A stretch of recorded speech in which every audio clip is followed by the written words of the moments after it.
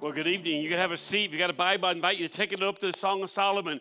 Song of Solomon is in the wisdom literature section of the Old Testament. It's right before Isaiah, and I think it's right after Ecclesiastes, if memory serves me correctly. I'm so glad to be here. I'm honored to be here. I want to say this publicly. Men don't say this about other men publicly, but I am proud of Jason Kraft.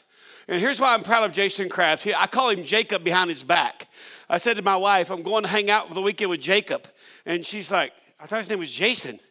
It is, but I call him Jacob. Here's why. Because he has fought with God and man and has overcome. And you guys get to enjoy the fruit of that, whether you realize it or not. So before I jump into the text, let me give you some context for me. I did travel for 20 years on the road all over America, occasionally out of the country, but mostly in America. I was on the road about 195 days a year, and then a church that was dying and broke came to me and said, we think God's told us you're going to be our next pastor. I'm like, y'all smoke crack. I would burn this thing to the ground and start over. I started there April the 3rd. It was great. It was incredible. Nowhere to go but up. But I've been there 18 years. God's done a work. I have two daughters. My oldest is 27. She's the pastor of discipleship at her church in Richardson, Texas. My youngest is 21. She's a senior at Samford University in Birmingham, Alabama. She graduates in May, and then she works with Lifeway at their camps, and then she starts seminary in the fall. I'm married to Marcy, who is the best decision I've ever made. Been married 31 years. I was 28 when I got married, and I know you're like, how did you stay single that long? I had family members that would ask me at family gatherings, hey man, are you like closet homosexual? I'm like, go out in the backyard, let me beat you to death. No, I never saw marriage work. And so I didn't want to do it. And so I would be in relationships with girls. Like I dated a girl that was second runner-up in the Miss Texas pageant. Like she walked in the room and you were like, what a friend we have in Jesus. But look at me. Here's what I would do. I didn't know why, but I would do this. The relationship would be progressing, and when it came time for it to commit, Neil would slow down, and the girl would keep going. Because it tapped into my core fears from my childhood. I grew up watching my dad, who was a chronic womanizing drunk, beat my stepmom, pull her hair, she'd tear his clothes. And I remember standing into the hall watching this, and just kind of I was 6 years old, and I just thought, y'all did this yesterday. It didn't help. Why are you doing it again today? But it's called, in counseling, it's called imprinting. It's like your soul is wet cement, and it puts an imprint on you. And so that left an imprint on me. And so when it came time to commit, put yourself in the context of failure, I was like, no, thank you. And so until I met my wife, and she said crazy things to me because I would start slowing down, and she would say things like, hey, listen, I'm going to wait, but I'm not going to wait forever. You're going to lower the drawbridge and let me in, or I'm going to walk away. And I was like, I don't care, because I got an orphan in me. He's how I survived my childhood. And like my wife said to me the other day, out of the blue, just an unprovoked attack. She paused the TV during football and she says, you know I'm never going to leave you, right? And I said, without it, just reflex, I said, I'd be just fine if you did. That's terrible. She died laughing and she goes, one day I'm going to choke your inner orphan slowly to death. And I said, once again, he helped me survive my childhood. He's pretty resilient. But we've been married 31 years. She is the best thing ever. I pastor a church, which I love, but I also do a lot of counseling. I see anywhere from 6 to 15 people a week in marriage counseling. And so I will share some of those experiences. I share those with people's permission because people are like, this is jacked up. I was over here just now. I think Jason's like, why are you checking email? No, a guy texted me and said, hey, my neighbor I drink beer with says you'll help people. Can you help me and my old lady? And I wrote back, no, I can help you and your wife, but not you and your old lady. Why do you language your wife like that, bro? What are you doing? I don't know. And I can promise you this, that man who's like 32, he said, grew up with a dad that didn't know how to treat women. Because you model for the little people in your house, men, how to treat a woman. And so I just want to say this. God will take the water of your past and turn it into the wine of tomorrow. If you'll let him. If you'll let him. Now, people come to me and they're like, hey, you and Marcy seem to have a special relationship. Yeah, we've worked hard. And it's been good. But I say that a little bit about myself. I don't want you to think, dude, you probably grew up going to church. I never went to church. I smoked weed with a lot of people who went to church. I didn't like church. I thought they were all hypocrites, and they were, most of them. But they could afford better weed than I could because I was poor. So I hung out with them. But I don't want you to look. Jason, I think the guy in the front row is going to need to see you this week. He's already got his head in his hands like, I paid money for this? So anyway, let me set that down there. Here's what I want you. I don't want you to think, especially if your wife drug you here, like this Mr. Know-it-all is going to go up here and tell us, he's been perfect his whole life. No. I was on probation in the 8th grade. And my wife said, what for? B&E. And she's like, what's B? My wife grew up in church. Good kid. She went to Girls in Action, GAs. And I was like, what? And she's like, oh, yeah, it was a missions organization. Okay, I bet you get beat up a lot as a kid. But no. But I came to faith when I was 18. My wife is not my savior, okay? She's an expression of God's goodness in my life. Jesus is my savior. I don't worship my wife. And so I just want you to know, regardless of where you came from, it's possible. There's not a time I don't go back to East Texas with my wife and we drive away from my family and I can just feel her staring at me and I look over and she's like, you came from those people? I'm like, yeah, that's my family. That's my family. A bunch of immoral men. One of my brothers had his wife and his mistress pregnant at the same time. So I got 2 nephews. One's gay and one is straight. And the gay one always sits by me at family gatherings. And I'm like, you don't want none of this smoke, Skippy. And he's like, I really love being around you, Uncle Dick. I love being around you. I ain't mad at you, okay? But this isn't awkward for me. I love my family, because they always want to accuse me. You think you're better than me. I don't think I'm better than you. I just don't pay child support 3 different women, and I'm not broke because of it. Let me hold $200. It ain't heavy. I'll hold it myself. And look at me. Some of you have to get outside of the shade of your family tree to grow the way God intended. Because they'll keep pulling you back in that shade and you'll be a dwarfed plant when you're 50. But anyway, let me just jump in. I'm going to read the first 8 verses of Song of Solomon, chapter 1, verse 1. Let him kiss me with the kisses of his mouth. And all the men said, for your love is better than wine. I'll read and I'll go back and give you some points here. For your love is better than wine, and your anointing oils are fragrant. Your name is oil poured out. Therefore, the virgins love you. Draw me after you and let us run. The king has brought me into his chambers. We will exalt you. Then now, she was talking now, this group of women, her friends, they speak up. We will exalt and rejoice in you. We will extol your love more than wine. Rightly do they love you. And then she speaks back up. She says, I am very dark but lovely, O daughters of Jerusalem. Like the tents of Kedar, like the curtains of Solomon. Do not gaze at me because I am dark, because the sun has looked upon me. She's sunburned, okay? And back then, they didn't have tanning beds, and it wasn't sexy, and it wasn't cool. It meant you were white trash that lived in the trailer park, and you used food stamps, because back then, if you were sunburned, that meant you worked outside. If you were pasty white, okay, that means you were inside, you were rich, you had people that did your work for you. So she didn't go to private school. She went to public school like me and rode the bus.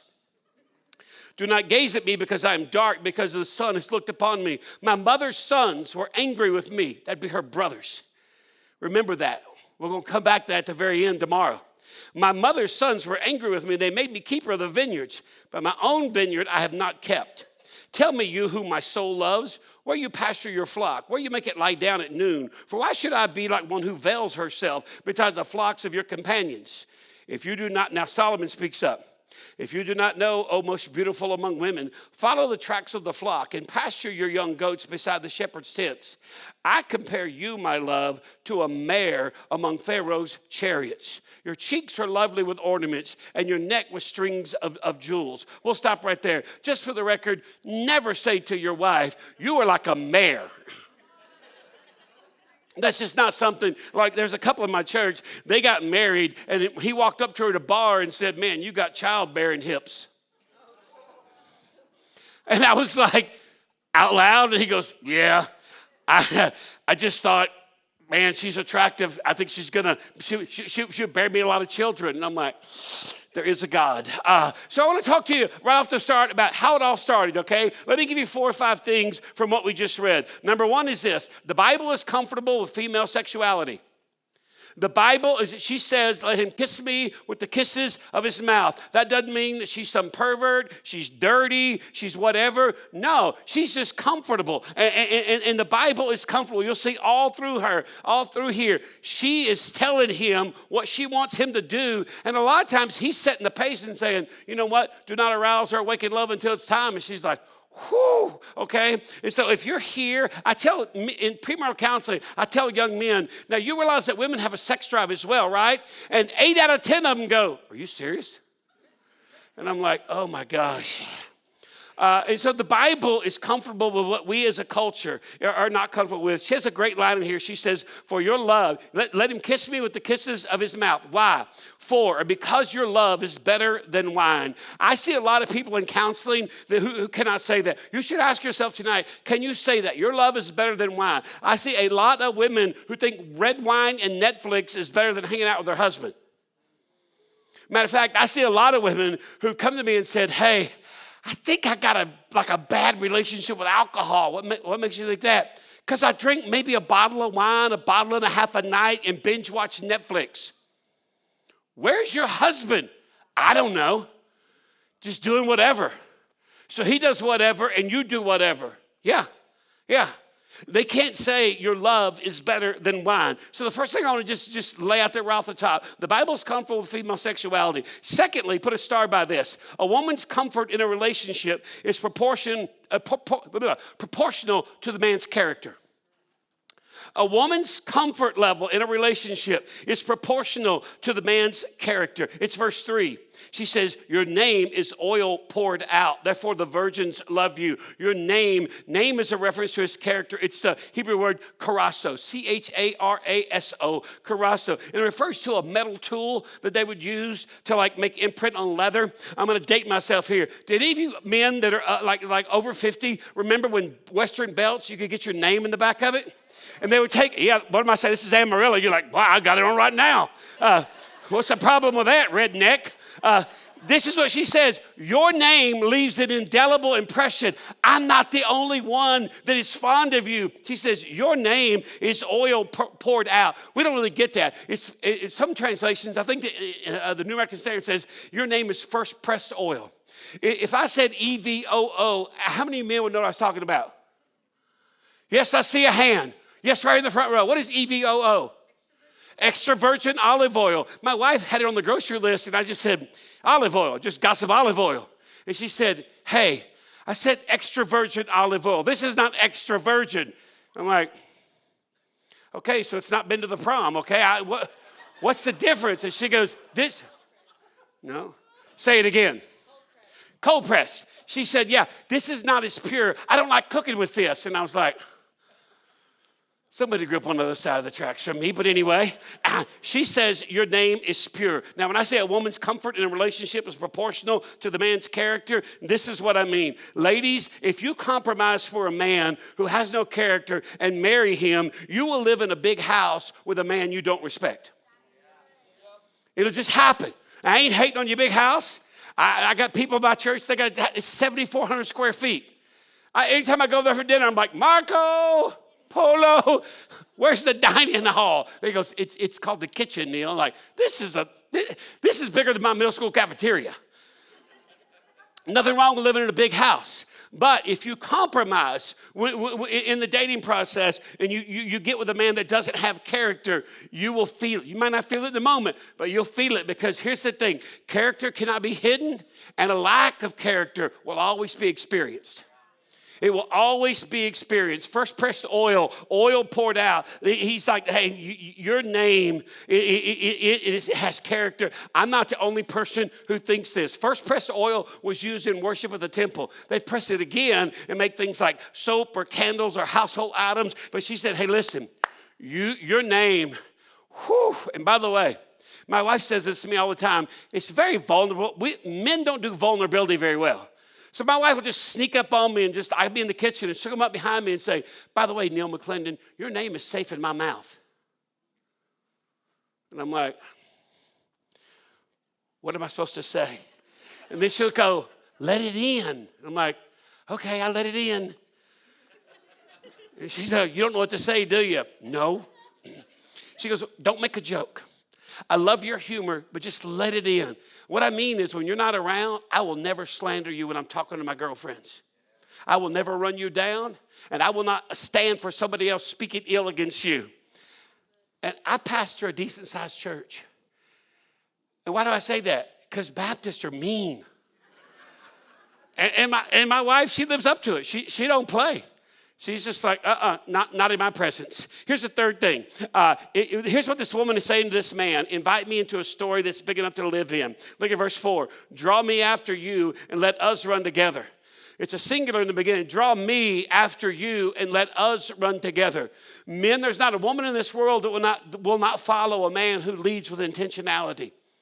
You have to ask yourself, what am I leading my wife into? Invite me into a story that's big enough to live in. Because if you're in a restaurant, you look around, Marcy and I were dating, and I'm eating my steak and saltgrass, minding my own business, and then she takes her fork and reaches over and goes, and I'm like, what are you doing? Because we walked in, and there's a couple about right there where that microphone is, and all they said the whole time was, how's your food? And she said, good. Yours? Good. And they just went back to eating. And she stabbed me in the hand, and she said, if we ever get like that, I'll kill you in your sleep. And I'm like, and people think I'm aggressive. Awesome. Invite me into a story. See, here's the story. If the story you invited your wife into, men, is we're going to one day get golden. I got a bunch of guys in my church. They're entrepreneurs. They want to get golden. They get around the fire pit and drink bourbon and talk about getting golden. Golden means everything's paid for. House, truck, bay house, ranch, whatever. And then what? Because they want you to say, hey, man, you'll come hang out. Yeah, and they're casting their big vision, and then they get there, and I'm like, okay, now what? What do you mean? What now? See, here's the problem with your entrepreneurial plan. It can be fulfilled. You should invite your wife into something that can never be fulfilled. It can be pursued in this life, but only fulfilled in the next. I don't know what that means. It's because you spent time on your plan, not God's plan. When I say invite me into a story that's big enough to live in, this is what I mean. She says, draw me after you and let us run. Let us run. Here's a simple question. Are you crawling, walking, or running in your relationship right now? Because I see a lot of people that crawl into my office and they're on their last breath, okay? It is difficult. Here's 3 questions you should ask that'll help you invite your wife into a bigger story, men. 3 questions every man should ask his woman. Number 1, can I have the privilege of leading you spiritually? Can I have the privilege of leading you spiritually? My wife said to me one time, I think the most intimate thing we do is when you lay hands on me and pray over me. And after we prayed, I looked at her and said, you notice I never say that? And she said, what? The most intimate thing I do is not lay hands on you and pray for you. She said, well, what is it? I lay hands on you and do other things. Oh, my Lord. I heard the Spirit say he didn't mind, okay? Can I have the privilege of leading you spiritually? Secondly, can you trust me with your emotions? Oh, we just stepped to the drop off there. Can you trust me with your emotions? My wife is bat-turned crazy. She says crazy stuff. Like, I'll say, I love you, and she'll say, tell me one good reason why. And I'm like, I don't know. I was drunk, okay? I woke up and I had a ring on it, like Beyonce said. I don't know how we got here. No, I just want to know that you still see me and you're still dreaming up ways to tell me you love me. I dream up a way to tell you I love you this month. It's called the mortgage. I paid it. Now, here's what we men do, okay, ladies? I'm going to just, here you go. We confuse provision with leadership. I pay my bills. I raise my kids. What do you want, a trophy, moron? You're supposed to. You had them. And by the way, when you hang out with your kids, you're not babysitting. It's impossible to babysit your own kids. You're fathering them. Yeah, that selfish pig I'm married to, who's got a curly tail in her pants. Wait. She comes home and says, oh, by the way, Tuesday, I'm going out with friends to dinner with some girlfriends. You've got the girls when our girls are still at home. And I was like, shouldn't you request something? And she's like, no, I'm telling you what I'm going to do. Because remember, we said that our relationship is mutual and reciprocal. We give and we get. This is me getting. And then she said this, ladies. Write her name down and pray for her. She's not a good person. She said, if I waited for you to recognize everything I need, I would be an unfulfilled woman. I know, right? This guy's, And she said, and by the way, I'm not bitter. You've taught me to be bold. I did. I don't remember preaching on that. No, you've said to me over the years, hey, whatever you want, come to me, and I want to get it for you. Here's the rule. Whatever Marcy wants, Marcy gets. Marcy doesn't want much. She wants crazy stuff. Like, hey, how are you feeling today? How are your emotions? You know what I got tattooed on my back? Rise, grind, repeat. What's not tattooed back there is, ask me how I feel today. I said, hey, I got to execute, okay? I just got to execute. I got to get stuff done. But I've learned to earn the right to ask my wife, can you trust me with your emotions? Here's the third question, Ben, you should be asking your wife. By the way, not just with your words, but with the way you relate to her, you ask these questions. It's not a pop quiz. It's a slow dance. Can I have the privilege of enjoying you physically? Can I have the privilege of enjoying you physically? Jason Kraft, don't tell anybody this. About 2 weeks ago, it had been crazy. I came home. We had dinner. We went for a walk. I showered. When I got out of the shower, I was looking good, smelling good. And I looked at my wife, and she said, I noticed the look on your face. I don't feel an emotional connection enough. This would just be functional sex. I don't want functional sex. I want to really connect with you emotionally. I'll settle for whatever kind you got. And she said, yeah, but see, that's the difference in men and women. Every once in a while, I don't mind that. But tonight, that wouldn't be meaningful to me. I thought I brought it up. I thought I was making my intentions. And she goes, yes. And I am just telling you, I'm not willing to go through the motions. Told you she was selfish. Her name is spelled M-A-R-C-I-E, not C-Y. Pray for her, because she says crazy stuff. And then she just smiles and does this.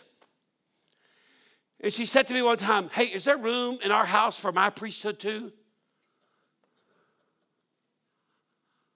Who said there wasn't? Well, no, I'm just wondering. And I thought to myself, I should have married the Miss Texas girl. She was pretty and just an idiot, okay? She'd open her mouth and just stupid would flow out. And I'd be like, stop talking. Here's the fourth thing. Character is obvious to everyone. Character is obvious to everyone. She says, draw me after you and let us run. The king's brought me into his chambers. Her girlfriends pipe up and said, we will exult and rejoice in you. We will extol your love more than wine. Rightly do they love you. More than Thirsty Thursday at the wine bar, girlfriend. We want to help you get ready for what God's doing in this relationship right here. Let me just say this. I think these are all married people, because Jason was like the Song of Solomon police. He said, a bunch of single people wanted to come. You shouldn't let them. Because single people don't know how to think biblically about sex and intimacy and marriage. I tell single people all the time, hey, if you're dating someone and you're the only person that thinks they're awesome, break up. We go, oh, Pastor, I think you're being judgmental. No, I'm being a fruit inspector. I'm just telling you. And it ain't going to work, because girls love a project. Women love a relationship. And here's what I say to these girls. They're like, oh, but Pastor, you don't understand like I do. I bet I don't. I just say this. You will compromise who you are before you change who he is. And unfortunately, I've seen this movie many times. You say, oh, what do you mean? I see it every Sunday. Women walk in with their kids, no husband.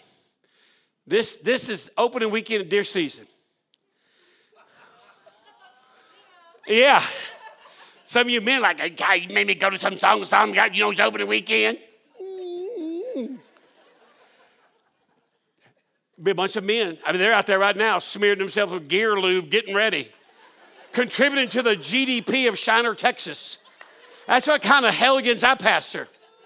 I've never seen a woman walk in with her kids. I mean, a man walk in with his kids and go, hey, where's Susie? Oh, she's at the deer lease. She's at deer camp getting drunk with her girlfriends. Pray for her. Hey, ladies, that started when you were dating and you were lonely and you lowered the standards a little bit. When you were 18, you had 10 things on your list. He's got to be a Christian. He's got to be able to pray out loud. I want him to worship in church, blah, blah, blah. You got to be 25. You had one thing on the list. He has to have a pulse. I ask people all the time, hey, what was he like when you dated him? Oh, he was just like this. So he didn't change. You compromised. And the guy's like, maybe marriage counseling isn't going to be that bad after all. Yeah. Here's the fifth one, okay? It's verse 5 and 6. I am very dark, but lovely, O daughters of Jerusalem, like the tents of Kedar, like the curtains of Solomon. They were this chocolate brown woolen curtains. Do not gaze at me because I am dark, because the sun has looked upon me. My mother's sons were angry with me. They made me keeper of the vineyards, but by my own vineyard, my body, I have not kept. Here's number 5, man. Put a star by this. You'll be allowed to enjoy your partner's body about as much as they do. Uh-oh. Did you feel that? We all fit it now. Now, by the way, I didn't say women. I said partners. Now, women are more self-conscious about that. Women can weigh 125 pounds and go, my butt is so big. A man can weigh 400 pounds. I'm just big-boned. I come from the Muy Grande people from Freer, Texas. You're like, bro, you ain't working on nothing but diabetes up in here. You better mix in a salad and some running shoes. Yeah, you will be allowed to enjoy your partner's body about as much as they do, because all through here. Now, men, let me just say this. Never underestimate a woman's ability to head her body. That's not about a woman, okay? I've got 2 daughters and a wife. It's about our culture that puts a pressure on women they never put on men. It's just not fair. It's just, I call it injustice. But I want you to notice 3 things about this woman. She's a hard worker. She's submissive to the authority in her life. This is free, by the way. Ladies, listen very carefully. I don't want you to mishear me, because I ain't got the energy to fight all of you in the parking lot when we're done. She's submissive to the authority in her life. Here's the thing, men. If you don't teach the children, especially your daughters, okay, to honor the authority figures in their lives, they'll go out in the world and they think, oh, I don't submit to anybody. Everyone's going to submit to me. And a girl that doesn't understand authority becomes a woman who doesn't understand authority, okay? And what she does is she goes out in the world and she wants to compete with men or get them in bed where she can win. I see it all the time. Now, what are you saying about women? I'm not talking about all women. I'm talking about a woman that doesn't understand authority. In her family of origin, in her home. She will go into the world. She's the most confident woman in the bar. She's the most confident woman in the bed. But listen, there's a big difference in having power over men and having authority in the eyes of God. Big. Men, that ain't hard. And I'm a man. My wife said, she got in the other night, and I said, what y'all talking about? She goes, you don't want to know? And I said, well, we talked about just how easily men are satisfied. Well, I'm going to go play golf tomorrow. We're going to talk about how many, y'all keep raising the bar. Being married to you is like being married to Pharaoh. You made bricks, now make them without straw. Now stand on your head and make them. And she just looked and just kind of patiently waited, that left eyebrow jacked up. And she said, and I'm never going to stop requiring stuff of you. Yes, ma'am, I'm sorry. I'll be better. She's a hard worker. She's submissive to authority in her life, okay? And she lives a life of purity. She says in verse 7 and 8, hey, tell me who you, my soul, love. Where do you pasture your flock? I ain't sneaking out of my bedroom, coming over to meet you. Tell me where you're going to be at noon. Where do you pasture your flock? Where do you make it lie down at noon? I ain't got nothing to hide. I ain't some skank going to come rolling over there. For why should I be like one who veils herself? That's a reference to prostitutes. I'm not like all the low-hanging fruit you're used to picking up at last call, okay? So what do you mean? Now let me just say this. That when I say, anytime I teach this, I say she lives a life of puberty. Hope not. A life of purity. Look at me. What happens is a lot of women they dim their lights. You're like, meh, meh. Hey, the Bible's about progress, not perfection. And some of you just need to forgive yourself. Let me say it like this. Forgiveness is essential for you occupying your space out of your identity with authority. You got to forgive yourself. You got to stop beating yourself up for high school and college and spring break in Cabo and whatever. I've seen enough bad ankle tattoos to know where they got those things. I'm like, did that involve tequila? It sure did. How'd you know? That's a bad tattoo. That's all I'm saying, ma'am. But hey, again, Isaiah 61. It's the year of the Lord's favor. He says this, I give beauty for ashes and strength for fear. The garment of praise for a spirit of despair. I sat in my office yesterday with a 17-year-old girl who said, I think I'm a lesbian. I said, tell me why you're here. I think I'm a lesbian. I said, I doubt it. She says, what do you mean? I've never spoken to you. And I said, you want to fight or you want to talk? Because I don't mind fighting. I miss hitting and being hit. And she said, what did you say? I ain't your therapist, okay? Your mom and dad pay $175 an hour. I'm in the wrong line of work, Kraft. And she said, what? And I said, I don't think you're a lesbian. There's a good chance you were traumatized by somebody when you were early on, and the safest person for you to have a relationship with is a woman. And she said, well, we going there? I said, I live there. It's not a trip for me. You want to go there? I don't say I'm keeping it real. I live in real. And then she said, okay. My cousin molested me from the time I was 4 to the time I was 13. I said, I'm so sorry that happened. You know why I'm not a good pastor? Because right now I'm fantasizing about going home and parting my pants, reaching back there, get my AR-15 with the light on it, and hunting him down and going chitty, chitty, bang, bang. Then she said, what's chitty, chitty, bang, bang? You never saw chitty, chitty, bang, bang? And then she's like, okay, I'm being triggered because my therapist said that. Stop with the triggered, okay? You're not being triggered. You're trying to get in control. I ain't your cousin, okay? Stop it. And she's like, okay, I'm back. And she's like, and I said, there's a good chance your dad, you don't respect him. She said, I don't. I can't stand him. See, I think the males in your life have failed you, and one abused you. And she said, what do you think about that? I said, the only thing that keeps me from going redneck on him is I believe in a God that one day is going to right all the wrongs. And so God's going to deal with that. I don't have to. And if you don't believe in a God of justice, then your mind's going to snap. And she's like, oh. So sometimes purity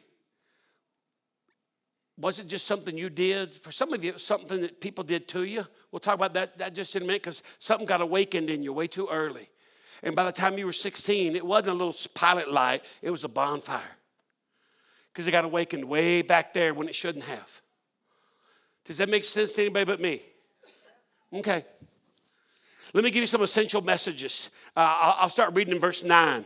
He says, I compare you, my love, to a mare among Pharaoh's chariots. Your cheeks are lovely with ornaments, your neck with strings of jewels. We will make for you ornaments of gold studded with silver, say her girlfriends. She says back, while the king was on his couch, and my nard, that means perfume, my perfume gave forth its fragrance. My beloved is to me a sachet of myrrh that lies between my breasts. My beloved is to me a cluster of henna blossoms in the vineyards of En-Gedi.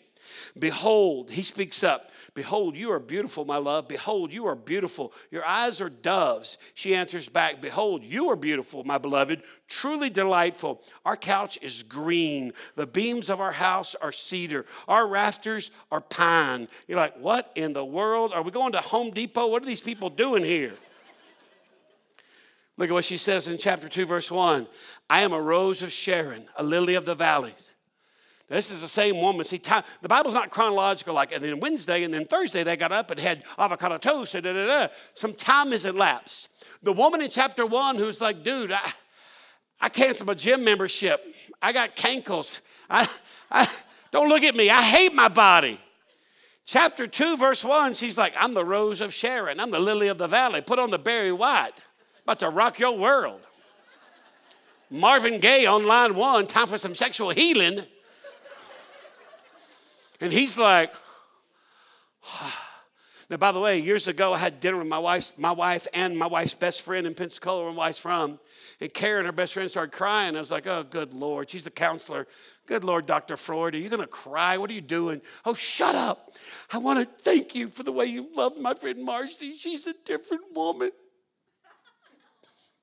I don't do affirmation really well. I like conflict. It's my native environment. If you come up to me and like, oh, I think that was awesome, I'll be like, I got to go to the bathroom. Man, I just sat there and she goes, you really don't know what to say, do you? Thank you. That's sweet. And she said, no, it's more than sweet, Neil. It's consequential. When a man loves a woman the way she's supposed to be loved, it creates space. It's like taking the roof off the house. And she goes from living in a one-story house to living in a skyscraper. There's no limit to how she can become. Okay, you've had too much white wine. Let me have that. Yeah, I'm the rose of Sharon, the lily of the valley. As a lily among brambles, so is my love among the young women. And she says, as an apple tree among the trees of the forest, so is my beloved among the young men. With great delight I sat in his shadow, and his fruit was sweet to my taste. He brought me to the banqueting house, and his banner over me was love. Sustain me. Listen to this woman. Sustain me with raisins and apples were an aphrodisiac. They got you in the mood. Sustain me with raisins, refresh me with apples, for I am sick with love. His left hand is under my head, and his right hand embraces me. I adjure you, O daughters of Jerusalem, by the gazelles or the does of the field, that you not stir up or awaken love until it pleases. Let me close this session. We'll take a bathroom break and get coffee. Do we have coffee or anything, or just bathroom? We have coffee?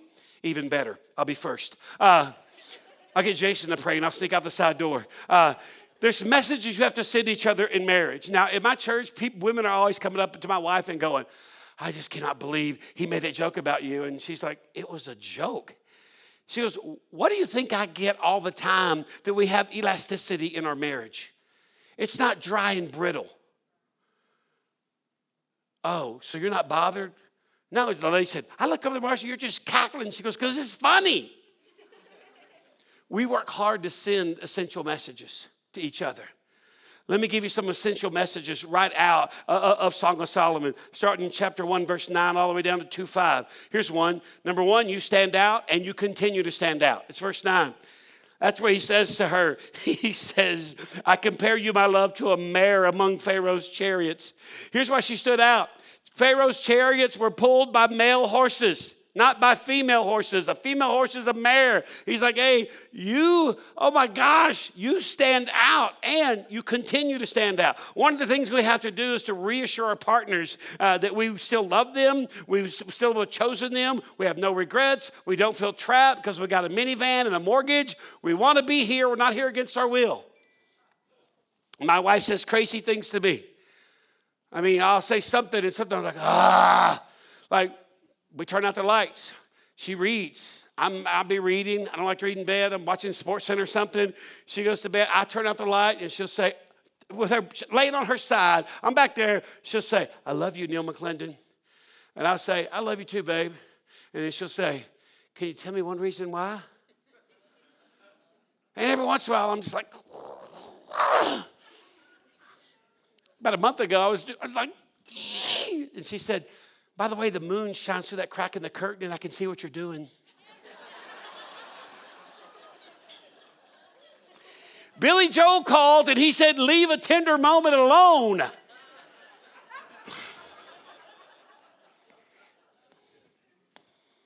And I said, here's the deal, babe. I love you. I can't help myself. I'm always going to love you. I'm never not going to love you. But this thing where you keep asking, it feels artificial to me. And she said, we'll work on that. And I prayed that night as I dozed off, Jesus, come back before this comes up again. You have to send the message, hey, I still see you. I still see you. Because a lot of women, especially after they have 3 or 4 kids, they got that sign nailed to their forehead. Do you still notice me? Do I still stand out? Here's another essential message. We need community. I hear this all the time. Well, who do you hang out with? Mom, Walk's my best friend. And I say, because I'm not a good pastor and I'm a terrible counselor. I say this, I bet you're sucking the life out of your wife. I bet your wife is like, you ain't got to go home, but you got to get up out of here. Go make some friends. Here's the real question, men. Why don't you have some close male friends who know you on a level they can engage you in a way that's meaningful? You'd rather be with them than home playing World of Warcraft or Call of Duty for 5 hours with strangers from around the world. You need community. Here's a question for all of you. Who do you spend time with that affects the way you manifest in your marriage relationship? Manifest is a clinical term. It just means show up. Yes. Who do you spend time with that affects the way you manifest in your marriage relationship? The way you show up. Like my wife will say, hey, it's been a long time since you spent time with so-and-so. Because here's what, I'm on to her. She likes the effect that man has on me, so she's always encouraging me to go spend time with him. Like there's a pastor in our city, his wife, he called me. We had lunch last week, and I said, hey man, is everything okay? He goes, yeah. My wife said to me a couple days ago, you need to go spend time with Neil McClendon. And he said, so he's not in a good way. He doesn't like his church. He's like, sometimes I just want to just drive off and never come back. You know what I mean? No, I don't know what you mean. He's like, but he says, hey, I enjoy. You got to spend time with you that affects the way you show up in your marriage. Not just men with other men, women with other women. You should be around couples. They're like, oh, man, I think we got some things to work on here. And not that your marriage is a project, because ladies, here's the thing. Sometimes we just want to drink beer, watch football, or just watch football, not drink beer, whatever. I don't care. But we don't want to be working on the relationship all day, every day. It's exhausting. Like my wife asked me a couple Saturdays ago, she goes, you got anything on your agenda today? I said, nothing. She goes, can I put something on your agenda? No, you may not. And she said, okay, I'm going to Enchanted Gardens. You want to come? Enchanted Gardens is about a half acre of hell. It's a nursery where they have plants. It's really about 3 acres. And you just walk around looking at plants. Oh, this is a blah, blah, blah. And she said, hey, at the door, last chance, you sure don't want to go? And I said, as I reposed on the couch, I'd rather be beaten with a pipe. And she said, all right, well, I don't know when I'll be back. I said, that's great. Take your time. Because here's what I'm married to, okay, besides Marcy. Look at me. I'm married to being honest about what I need to not lose my mind. And I love my wife, but I'm not going to walk around and look at plants. I don't care about plants. I hate plants. They cost money. And then they die, and you got to get more. I'm like, that don't make any sense. You need community. Essential message number 3, you are consequential to me. It's verses 12 to 14. While the king was on his couch and my perfume gave forth its fragrance, my beloved is to me a sachet of myrrh that lies between my breasts. They didn't have deodorant and perfume back then. So they get a little leather pouch on a leather string and they fill it up with some fragrant stuff and it would hang right there. When I first got married, my wife had a little silky pouch of dried junk in her, I don't know how you say this, but where I'm from, in her underwear drawer. And I was like, miracle. I did the laundry and I pulled it out and was putting, I was like, what in the world? We got mulch in a bag in here. And then I picked it up, I was like, it smells good. So I put it on the TV because she was gone. She got back and she walked in and she was like, what is my sachet doing on the TV? What'd you call it? And she walked there, she goes, this is a sachet. And I went, why do you have scented mulch in a silky bag in your drawers?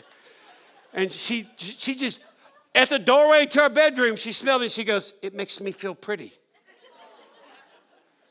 And I was like, I'm going to give me one of those. Get me a big old brute soap on the rope and throw it in my drawers. Yeah.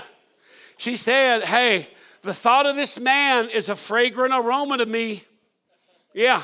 Here's the 4th essential message. We're not done. We got 3. You got 3 minutes in you? All right, we'll take a break in 3 minutes. Stay with me. We're not done. This is the longest. The next section after coffee will be shorter. We are not done. It's verse 15 to 17. She says, our couch is green. I think the NAS says our couch is verdant. So that means green. Basically, it has potential. It's growing. It's going somewhere, okay? Verse 17 sounds crazy. He says, our couch is green. The beams of our house are cedar. Our rafters are pine. Look at me. They're sitting down against the trunk of the back of a tree behind. And they look up, and the limbs are going out. And he's like, we're out in the great outdoors, and our beams are cedar, and our rafters are pine. This is good. This is that magic moment on the second date where you think, oh, my gosh, something could be happening here. They realize that, and they're like, oh my gosh, this is good. Solomon does something. He regards her and he respects her. Let me give you this. We'll do the last one and be done. I call it the 4 R's. Talk about this a lot in counseling. And usually there's a cup of coffee on my desk or an empty coffee cup on my desk. And I put it over on the right side of my desk and I say, here's the 4 R's, okay? The first one is regard. Regard means, it's not a word we use a lot. It means you kind of have boundaries. I can say to my wife, I'd rather be beat with a pipe than go to your goofy nursery because I'm regarding myself. I'm 16 counseling appointments, pastor at a church of people that I love who are just, And so I got to have some boundaries because here's the thing.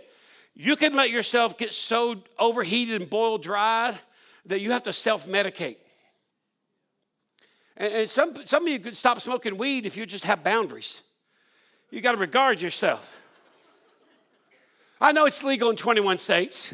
Your favorite verse in the Bible is, well, you know, God saw every herb bearing seed and it was good. Thank you, pot smoker. Look at me, back here. We got to get coffee. Regard. And then you slide the cup down. If you don't regard yourself, you begin to collect resentment. And this bottle only holds so much water. The human psyche can only contain so much resentment. And then the 3rd R is reward. I call it reward-based living. You start rewarding yourself for what your partner's not giving you. It's everything. Food, alcohol, pornography, shopping. I've seen and heard it all. And then the last R is resignation. You don't leave the relationship. You resign yourself. It's word. You stay and you resign yourself to the fact it's never going to change. And this is the genesis of an affair. Well, you know, I don't want to disrupt our family. We got a good family, but my needs aren't being met. Emotional adultery always precedes physical adultery. Because you resign yourself to this person meeting your needs, and so you outsource that to somebody else because you're rewarding yourself for that. Here's the last thing. It's in chapter 2, verse 1. Basically, the essential message is you're safe with me. You're safe with me. He kind of, after they say, hey, you know, like a lily among the thorns, like an apple tree among the forest, they both stand out. She said, with great delight, I sat in his shadow. To sit in his shadow, she has to be next to him. And his fruit was sweet to my taste. I was picking up what this man was putting down, and I liked it.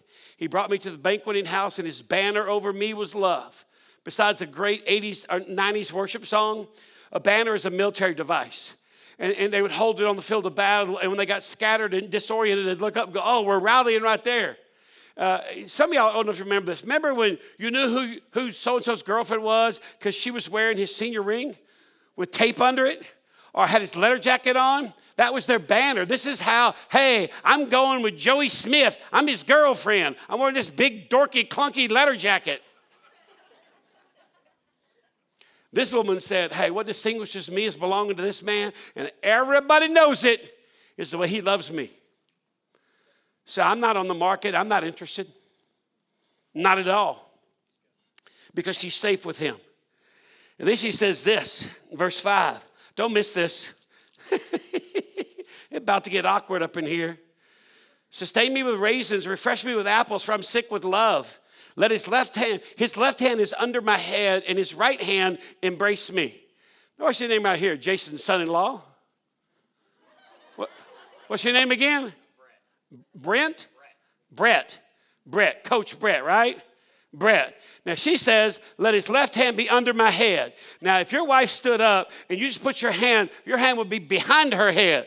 Okay? What does she have to be doing for your hand to be under her head? Laying down. Chicka, chicka, wow, wow. She says, let his left hand be under my head and let his right hand embrace me. She said, I'm ready to go.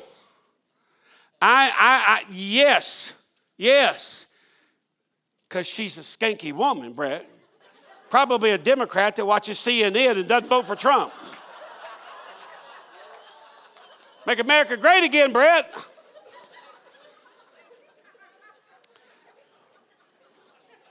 How many emails do you think Jason's going to get for that? I tell you what, Pastor, he said that. Well, you fire me. I can go home tomorrow to a beautiful wife and an empty house.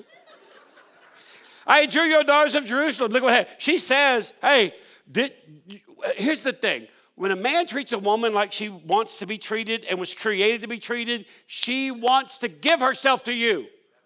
If she's not giving herself to you, guess what? She's not getting what she needs. And then after she says that, he says, I adjure you, O daughters of Jerusalem, by the gazelles or the does of the field, that you do not stir up or awaken love until it pleases. Do not arouse or awaken love until it's time. And by the way, I said something about earlier, and we'll end on this note. When you're a little boy or a little girl, I see so many men who I say, hey, where'd this thing start for you? Well, when I was 8, I was looking for something under my dad's bed, and I found some magazines. One man said, every day I came home from school, got a flashlight and one of those magazines, went in the closet, and just, I looked at it until the batteries died. Dang, son. He cannot even come on to his wife because something got aroused in him, awakened in him way too early. And so he had this intensity that no woman could withstand. So he has to go over here and have virtual sex with strangers. Because a real woman cannot withstand that kind of intensity. Look at me. Intense relationships rarely become intimate. Intimate is not sex, it's proximity. It's proximity. My wife comes and sits on the couch and she goes, I just love the smell of you. I got nothing. And she goes, I don't need you to have anything. I just like this. You smell like a man.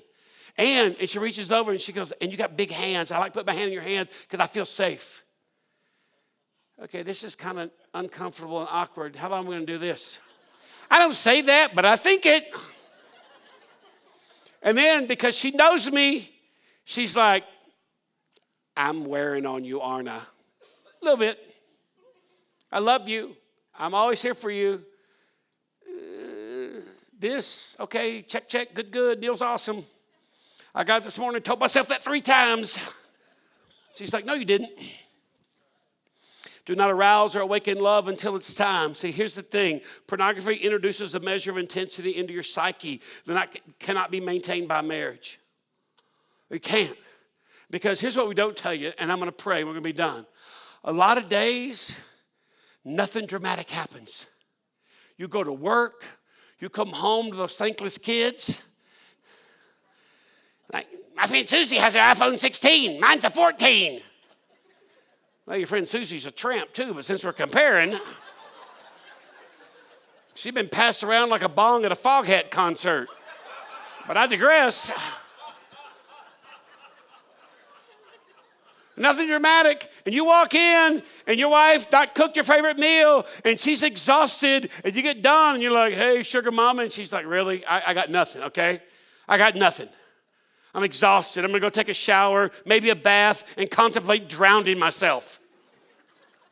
And you get in bed like 2 logs, just laying there beside each other, no warmth, no nothing. There's some days they're like that. True or false? That's marriage. I told a couple, I'm doing premarital counseling right now. I said, hey, by the way, you don't go to sleep on each other's chest every night. And the girl goes, are you serious? No, because you're like, ooh, you're sweating, you're sticking to me. Get off of me. I mean, get on me if you want to do something, but if you just want to snuggle, no. The girl cried, Kraft. She's like, you're serious. Miss Marcy doesn't fall asleep on? No. I'm hot-natured. I'm sweating like Mike Tyson in a spelling bee. Get off of me.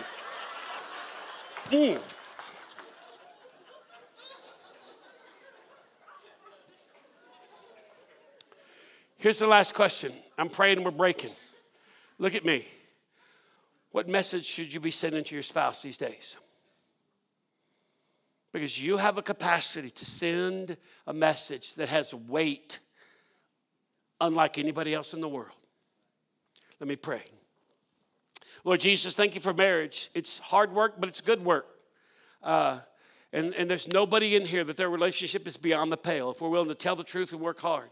Because the truth is what sets us free. That's why we read the Bible at Song of Solomon and we just say, hey, this is the truth. It sets you free. So, Lord, we're going to break now. We're going to come back. You got another little piece for us, and we're going to go home for the night. Thank you for this. Thank you for coffee. And thank you for a church that prioritizes marriage. In Jesus' name. And everyone said.